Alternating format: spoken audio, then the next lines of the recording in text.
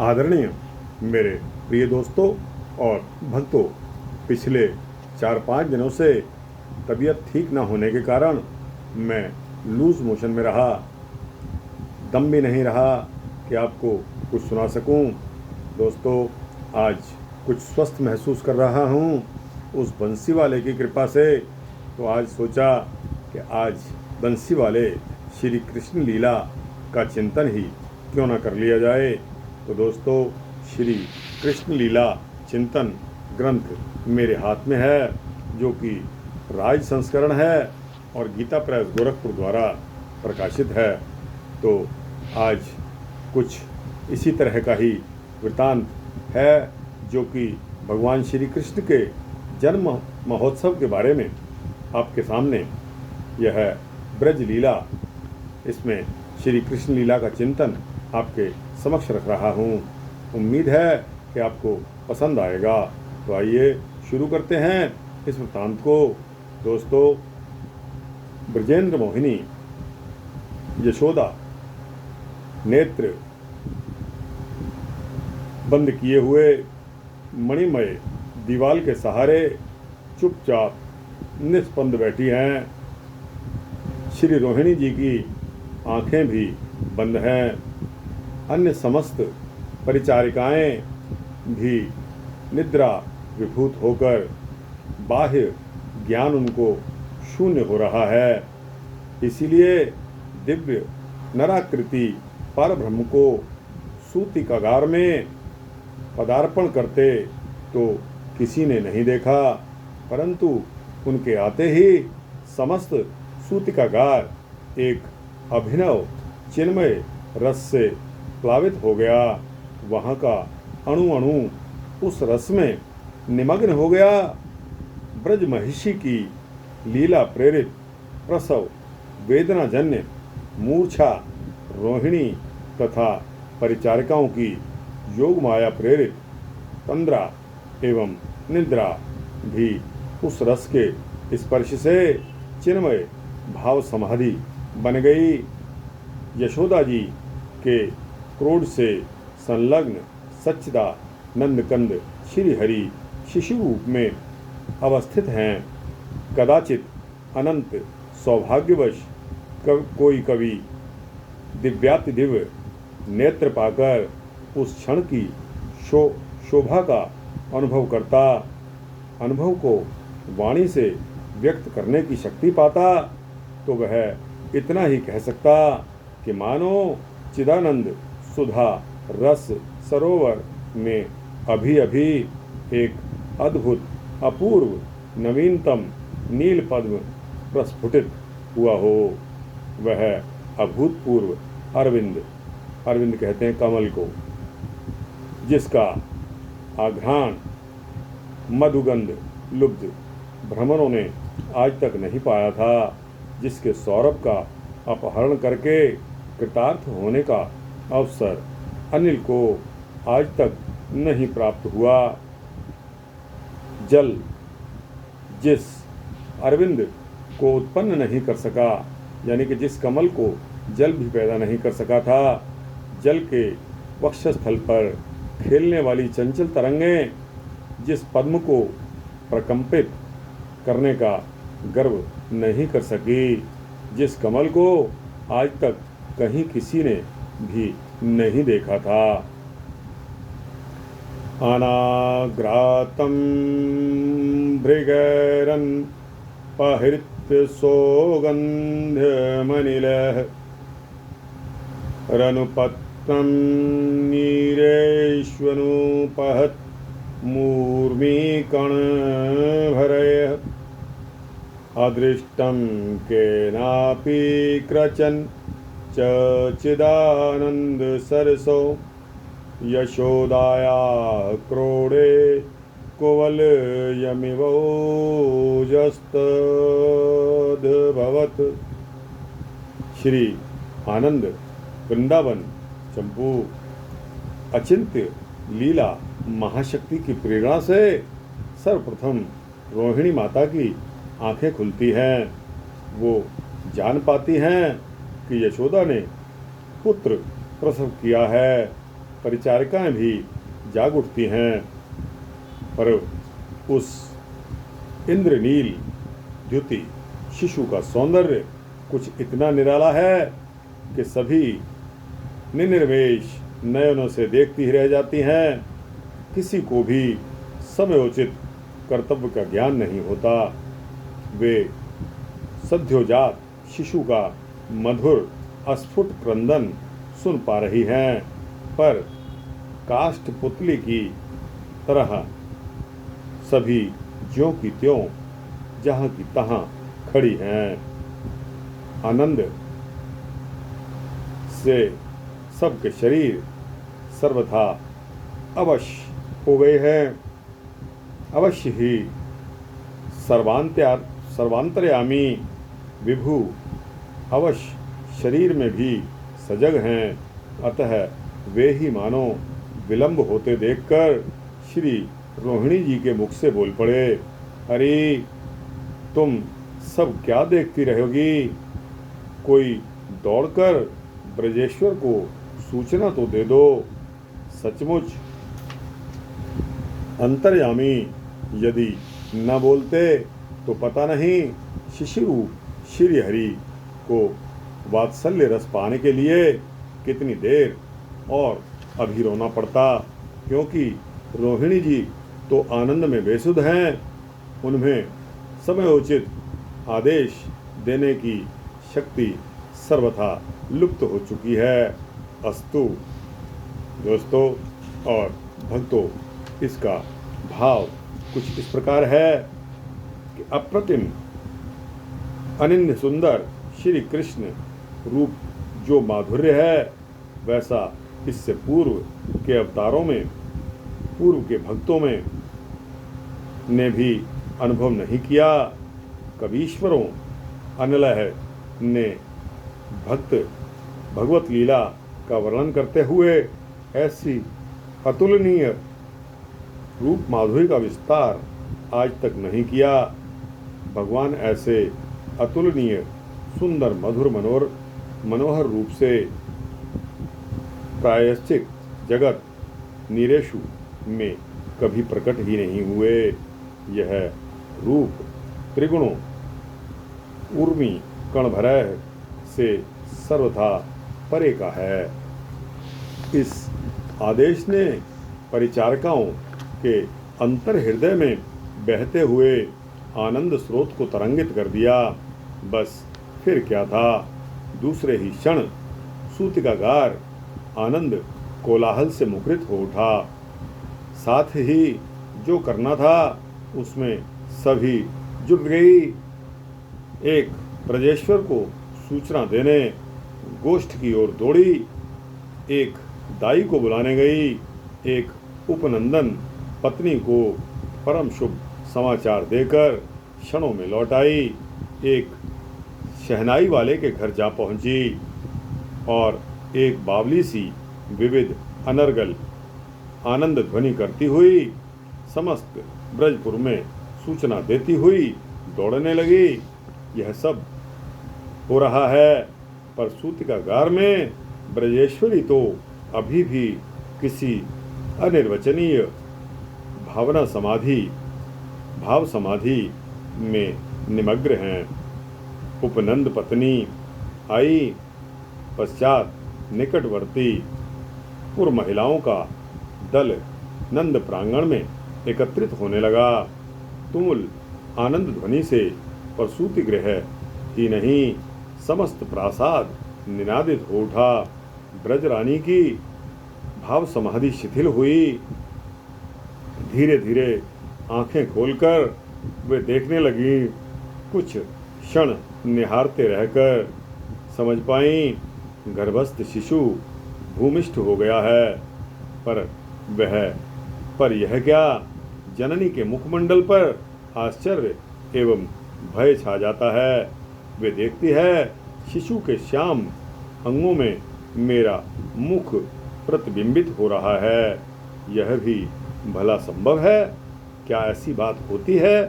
वात्सल्य प्रेमवती माता का हृदय अनिष्ट आशंका से कांप उठता है और वे सोचने लगती हैं निश्चय ही मैं जब मूर्छित थी तब कोई बाल पहारिणी योगिनी माया से मेरा वेश धारण कर यहाँ आ गई है और वह अंतरिक्ष में अवस्थित है। यह उसी की प्रतिच्छाया है। हाय नरसिंह, जय नरसिंह, मेरी रक्षा करो। भयहारी नरसिंह नाम के प्रभाव से योगिनी नष्ट हो जाए। नरसिंह नरसिंह, डाकिनी चली जा, अत्यंत तू अन्यथा नष्ट हो जाएगी। ब्रजमोहिनी ब्रज महिषी एक साथ ही व्याकुल कंठ से बहुत कुछ बोल गईं। इस व्याकुलता ने दृष्टि की एकाग्रता नष्ट कर दी। बस प्रतिबिंबित तिरोहित हो गया। उसी क्षण वात्सल्य रस धन विग्रह यशोदा का हृदय संचित स्नेह रस उमड़ा आंखों में आया तथा सामने कोई भी व्यवधान न पाते हुए अश्रु बिंदुओं के रूप में झरझर बहने लगा।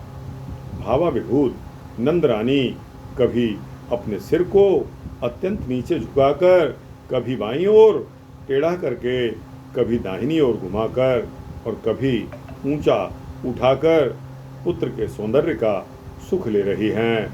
इससे अश्रु बिंदु भी ढलक कर मालाकार बन गए, मानो माता ने एक निर्मल मुक्ताहार की प्रथम भेंट दी हो।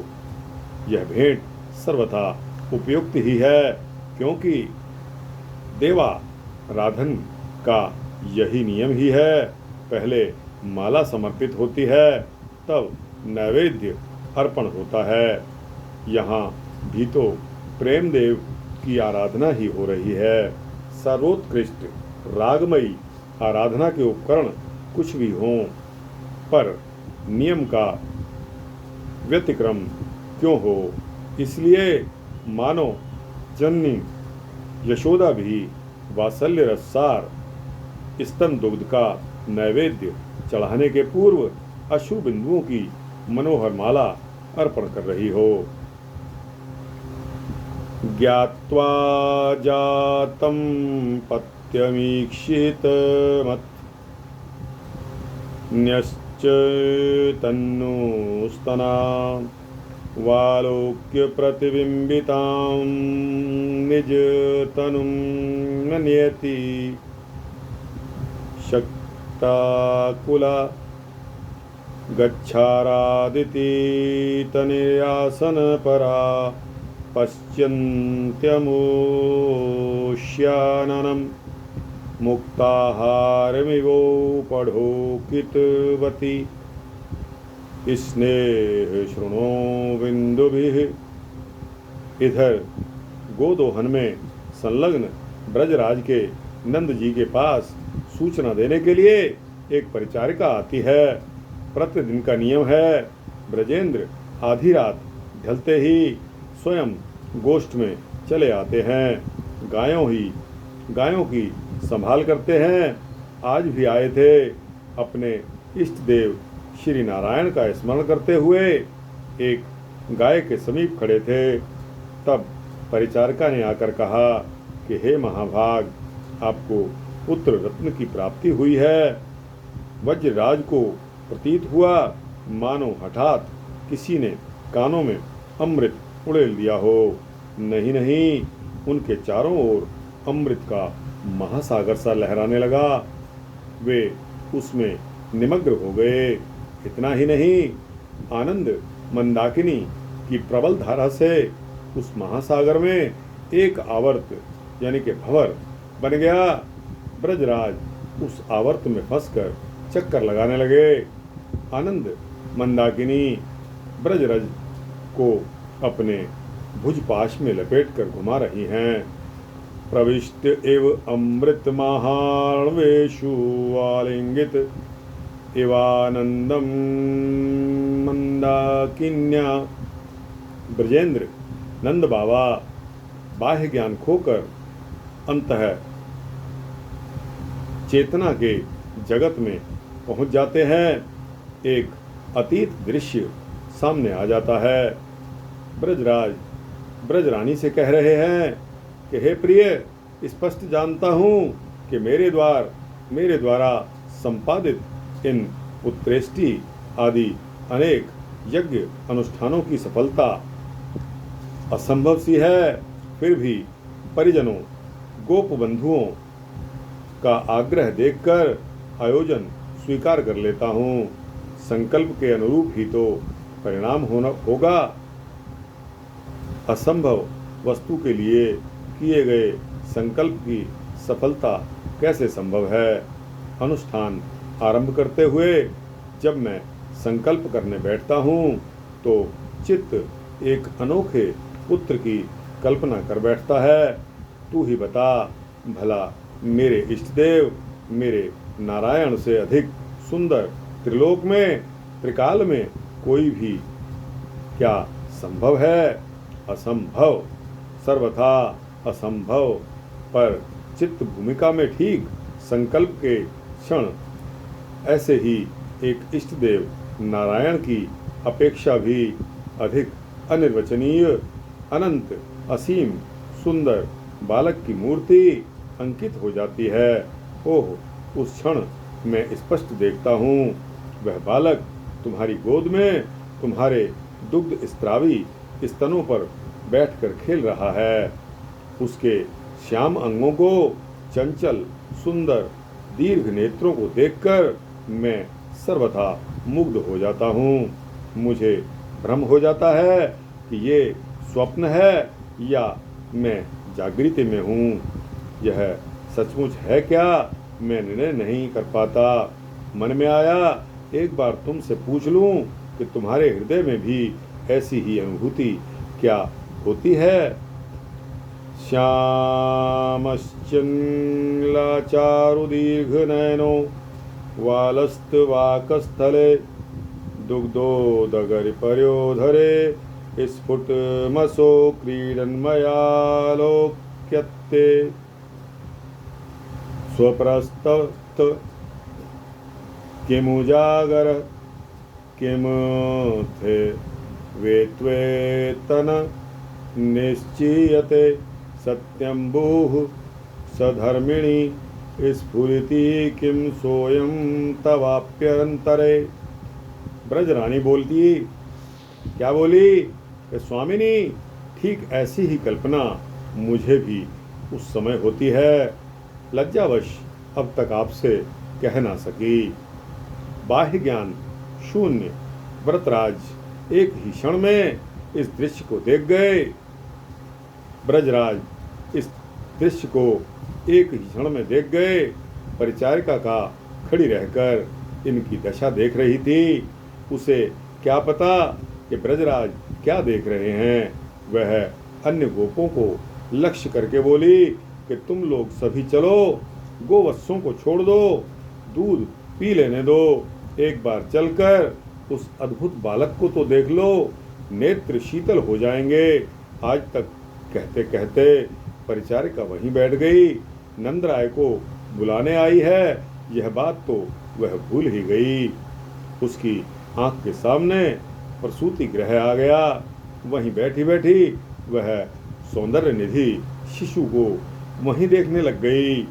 ब्रजराज का मन अभी तक उसी भाव स्रोत का रस ले रहा था। वे देख रहे हैं कि हम लोगों ने 1 वर्ष तक श्री नारायण की उपासना की है। श्री नारायण स्वप्न में दर्शन देकर कह रहे हैं कि गोपवर, वह सचमुच तुम्हारा अनादि सिद्ध पुत्र है। तुम्हारा संकल्प शीघ्र ही सत्य होगा। इस घटना के बाद कुछ दिन बीत गए हैं। आज माघ कृष्णा प्रतिपदा है। आज की रजनी एक विचित्र शोभा से संपन्न सी प्रतीत हो रही है। हठात व्रजरानी तंद्रा से जागकर कहती है कि नाथ, अभी अभी मैंने स्पष्ट देखा है, ठीक वही बालक तुम्हारे हृदय से निकलकर मेरे हृदय में आ बैठा है। एक आश्चर्य की बात और है, उसके सुंदर श्याम शरीर के ऊपर एक ज्योतिर्मयी दिव्य कुमारी का मानो आवरण पड़ा हुआ है। पहली दृष्टि में वह ज्योतिर्मयी बालिका सा दिखता है, पर किंचित गंभीरता से देखने पर उसका अप्रतिम सुंदर श्याम कलेवर स्पष्ट दिखने लग जाता है। सुनकर ब्रजराज आनंद मुग्ध हो जाते हैं। वे स्वयं भी ऐसी अनुभूति कर चुके हैं। उपयुक्त घटनावली का दृश्य ब्रजराज के मनोराज्य की कल्पना नहीं है, वह सर्वथा इसी रूप में घटित हो चुकी है। परिचारिका के शब्दों ने तो अतीत की स्मृति को उद्बुद्ध मात्र कर दिया, जिससे वह घटना मानो वर्तमान में अभी अभी घट रही हो। इस रूप में ब्रजराज को वह दिखने लगी जो हो किसी अज्ञात प्रेरणा से नंदराय के कानों में अब वह शब्दावली पुनः गूंज उठी कि महाभाग, आपको पुत्र रत्न की प्राप्ति हुई है। नंदराय ने आंखें खोल दी तथा वे अविलंब प्रासाद की ओर दौड़ पड़े। पीछे पीछे परिचारिका भी दौड़ी। पथ में जाते हुए नंदराय जी सोच रहे हैं कि क्या सचमुच वही श्याम बालक उत्पन्न हुआ है, पर हृदय के उमड़ते हुए आनंद प्रवाह में विवेक लुप्त हो गया है। विचार शक्ति आनंद तरंगों से तरंगित हो रही है, चंचल बन गई है। फिर निर्णय कौन करे? ब्रजेंद्र निर्णय नहीं कर सके। आह्नादे समं यज्ञे बालः किं किं स एव सः एवं विवेक्तुं नंदस्य नासीन्मतिमतिमतिः। ब्रजराज आकर प्रसूति गृह के सामने आंगन में खड़े हो जाते हैं। प्राणों की उत्कंठा लेकर आए हैं कि पुत्र का मुंह देखूंगा, पर देख नहीं पाते। प्रसूति गृह के कपाट तो खुले हैं, पर उपनंद सनंदन का परिवार, पड़ोस की गोपियों की भीड़ कपाट की अपेक्षा अधिक सुदृढ़ व्यवधान बन गए हैं। इससे पूर्व ब्रजेंद्र जब कभी अंतःपुर में आते तो गोपियां घूंघट की ओट ले लेती, किनारे हो जाती, पर आज तो वे जान तक नहीं पाए कि ब्रजेश्वर खड़े हैं, पथ पाने की प्रतीक्षा कर रहे हैं। नंदराय के प्राण व्याकुल हो उठे। तत्क्षण ही उन दर्शक गोपियों के अंतराल से कुछ क्षण के लिए एक क्षुद्र छिद्र बन गया। ब्रजेश को अपने पुत्र की एक स्पष्ट झांकी दिखाई दे गई। आहा, वही है, सचमुच वही शिशु आया है। इतने में छिद्र के सामने एक गोपी आ गई और छिद्र फिर बंद हो गया। ब्रजराज की आंखें भी बंद हो गई, परंतु आश्चर्य है, अब मानो कोई व्यवधान नहीं। गोपेश स्पष्ट देख पा रहे हैं। प्रसूति पर्यंक पर उत्तानशायी होकर शिशु अव्यवस्थित है। शिशु क्या है? मानो अनंत जन्मार्जित पुण्य शशि रूप कल्पतरु उद्यान का प्रफुल्ल कुसुम हो। नहीं, समस्त उपनिषद रूप कल्पलता श्रेणी का मधुर फल हो। उपनंद जी नंद के आने से पूर्व ही आ गए तो वे समयोचित व्यवस्था में लगे हैं। ब्राह्मणों को बुलाने के लिए दूत भेजे जा चुके हैं। अब तोरण द्वार के पास नगारे वालों को समस्त ब्रज में घोषणा करने की बात को समझाया जा रहा है। गदगद कंठ से कह रहे हैं, नैन भर देखो नंद कुमार, नैन भर देखो नंद कुमार। देखो दोस्तों और भक्तों, यह जन्म के समय का भजन है।